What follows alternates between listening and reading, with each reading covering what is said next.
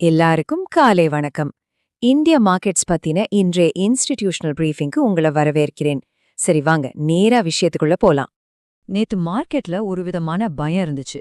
எதுக்குன்னா Jio political tension காரணமா friend கச்சா எண்ணெய் விலை வரலாறு காணாத அளவுக்கு எகிரிடுச்சு. இதனால ஒரு பெரிய ஸ்டாக்ஃப்ளேஷன் வரப்போகுதோன்னு ஒரு விதமான பீதி கிளம்பிடுச்சு. ஆனா யாரும் எதிர்பார்க்காத ஒரு திருப்பமா ஒரே ராத்திரியில எண்ணெய் விலை பயங்கரமா சரிஞ்சுது. இது மார்க்கெட்டோட போக்கே தலைகீழா மாத்திருச்சுன்னு சொல்லலாம். இதுக்கு முக்கிய காரணம் என்ன தெரியுமா? அமெரிக்க அதிபரோட ஒரு ஸ்டேட்மெண்ட் தான். ஈரானோட போர் சீக்கிரமே முடிவுக்கு வரும்னு அவர் சொன்னது மிடில் ஈஸ்ட்ல டென்ஷன் குறைய போகுதுங்கிற ஒரு சிக்னலா பார்க்கப்பட்டது. உடனே மார்க்கெட்ல இருந்த எல்லா அசெட் கிளாஸுகளும் இந்த ஜியோபாலிட்டிக்கல் ரிஸ்க மறுபடியும் கணக்கு போட ஆரம்பிச்சிடுச்சு. சரி, இந்த விஷயம் குளோபல் மார்க்கெட்ஸ்ல எப்படி ஒரு தாக்கத்தை ஏற்படுத்துச்சு, எப்படி ஒரு பெரிய ரிலீஃப் ரேலிக்கு காரணமா இருந்துச்சுன்னு இப்ப பார்க்கலாம். வால் ஸ்ட்ரீட்ல பாத்தீங்கன்னா ட்ரேடிங்கோட கடைசி நேரத்துல ஒரு நல்ல கம்பேக். எண்ணெய் விலை ஏறினதால வந்த பணவீக்க பயம் கொஞ்சம் கொஞ்சமா குறைய ஆரம்பிச்சதும் மார்க்கெட் மேல வந்துச்சு. குறிப்பா டெக் பங்குகள் அதிகமா இருக்கிற நாஸ்டாக் தான் இந்த ஏற்றத்துக்கு முக்கிய காரணமா இருந்துச்சு. அதே பாசிட்டிவ் மொமெண்டம் ஆசியாவிலையும் தொடர்ந்தது. திங்கக்கிழமை ஒரு பெரிய சரிவை சந்திச்ச ஆசிய சந்தைகள் இன்னைக்கு நல்ல பவுன்ஸ் பேக் ஆச்சு. குறிப்பா தென்கொரியா மார்க்கெட் இந்த மீட்சிக்கும் முன்னால நின்னுச்சு. இப்போ மத்த அசெட் கிளாஸ்ல என்ன நடந்துச்சுன்னு பாக்குறது ரொம்பவே சுவாரஸ்யமா இருக்கும். சேஃப் ஹெவன் டிமாண்ட் குறைஞ்சதால அமெரிக்க டாலர் கொஞ்சம் வீக் ஆச்சு. அதே சமயம் பாண்ட் ஈல்ஸ் அதோட உச்சத்துல இருந்து கீழே இறங்குச்சு. ஆனா ஒரு விஷயம், மார்க்கெட்ல வாலட்டிலிட்டி, அதாவது ஏற்ற இறக்கம் கொஞ்சம் குறைஞ்சாலும் இன்னமும் அதிகமாவே இருக்கு. இது இன்வெஸ்டர்ஸ் இன்னும் ஜாக்கிரதையா இருக்காங்கன்னு காட்டுது. ஓகே, இப்ப நம்ம முக்கியமான கட்டத்துக்கு வரோம். இந்த குளோபல் ரிலீஃப் கச்சா எண்ணெய அதிகமா இறக்குமதி செய்யற இந்திய சந்தைக்கு எப்படி ஒரு பெரிய பாசிட்டிவ் விஷயமா மாறுச்சு, எப்படி ஒரு பவர்ஃபுல் ரீபவுண்டுக்கு வழிவகுத்துச்சுன்னு பார்ப்போம். இந்திய பங்குச் சந்தைகள் தொடர்ச்சியா சந்திச்சுட்டு வந்த சரிவிலிருந்து ஒரு பிரேக் எடுத்திருக்கு.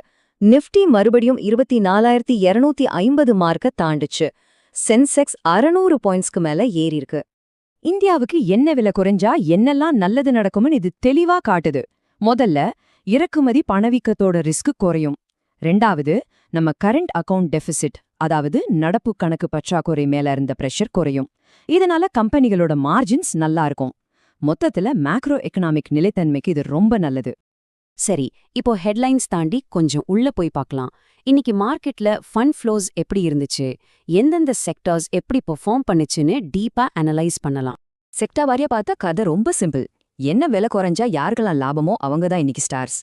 ஏவியேஷன் செக்டார்ல இண்டிகோ, ஸ்பைஸ் ஜெட் பங்குகள் 8% வரைக்கும் ஏறிச்சு. அதே மாதிரி ஆட்டோ செக்டார்ல M&M 4% ஏறிச்சு. இன்னொரு பக்கம் ஆயில் விலை குறையறதுனால நஷ்டமடைகிற எனர்ஜி செக்டார் பங்குகள், குறிப்பா ONGC மாதிரி கம்பெனிகள் பிரஷர்ல இருந்துச்சு. இன்ஸ்டிடியூஷனல் ஃப்ளோஸ்ல ஒரு சுவாரஸ்யமான விஷயம் நடந்திருக்கு. நேத்து மார்க்கெட் பயத்துல இருந்தப்போ ஃபாரின் இன்ஸ்டிடியூஷன்ஸ், அதாவது FIIs அதிகமா பங்குகளை வித்தாங்க. ஆனா அதே நேரத்துல நம்ம டொமெஸ்டிக் இன்ஸ்டிடியூஷன்ஸ் DIIs அந்த விற்பனை அழுத்தத்தை தாங்கி பிடிச்சு மார்க்கெட்க்கு ஒரு பெரிய சப்போர்ட்டா இருந்தாங்க. ஸ்டாக் ஸ்பெசிபிக் நியூஸ்ன்னு பார்த்தோன்னா மெரைன் எலக்ட்ரிக்கல்ஸ் இந்தியா லிமிடெட் ஒரு நல்ல நியூஸ்ல இருந்துச்சு. அவங்களுக்கு பிரின்ஸ்டன் டிஜிட்டல் குரூப் கிட்ட இருந்து சுமார் 27 கோடி ரூபாய்க்கு ஒரு பெரிய ஆர்டர் கிடைச்சிருக்கு. இதனால அவங்களோட ஷேர் 2% மேல ஏறுச்சு. டிஜிட்டல் இன்ஃப்ராஸ்ட்ரக்சர்ல முதலீடுகள் தொடர்ந்து நடக்குதுங்கிறதுக்கு இது ஒரு நல்ல உதாரணம். கரன்சி மற்றும் வட்டி விகிதங்கள் பக்கம் வந்தா எண்ணெய் விலை சரிவு நம்ம ரூபாய்க்கு ஒரு பெரிய பூஸ்டா அமைஞ்சிருக்கு. டாலருக்கு நிகரா ரூபாய் நல்லாவே வலுவடைஞ்சிருக்கு. இது இறக்குமதி பணவீக்கத்தை குறைக்கும். அதனால ரிசர்வ் பேங்க் வட்டி விகிதங்களை முடிவு பண்றதுல கொஞ்சம் கூடுதல் அவகாசம் கிடைக்கும். இது மொத்த பொருளாதாரத்துக்கும் ஒரு பாசிட்டிவான விஷயம். சரி, இப்போ இந்த எல்லா தகவல்களையும் ஒன்னா சேர்த்து வர்ற ட்ரேடிங் செஷன்ஸ்க்கு நம்மளோட வியூ என்னவா இருக்கணும்னு பார்க்கலாம். மார்க்கெட் உடனடியா இருந்த ஜியோபொலிட்டிக்கல் ரிஸ்க வெற்றிகரமா தாண்டி வந்துருச்சு. அதனால எங்களோட இன்ஸ்டிடியூஷனல் வியூ இப்போதைக்கு காஷியஸ்லி புலிஷ், அதாவது எச்சரிக்கையோட கூடிய ஒரு பாசிட்டிவ் பார்வை. எங்களோட இந்த வியூவுக்கு பின்னாடி 3 முக்கியமான தீம்ஸ் இருக்கு. 1, ஜியோபொலிட்டிக்கல் ரிஸ்க் குறைஞ்சது. 2வது, எண்ணெய் விலை குறைஞ்சதால இந்தியாவுக்கு கிடைக்க போற பொருளாதார பலன்.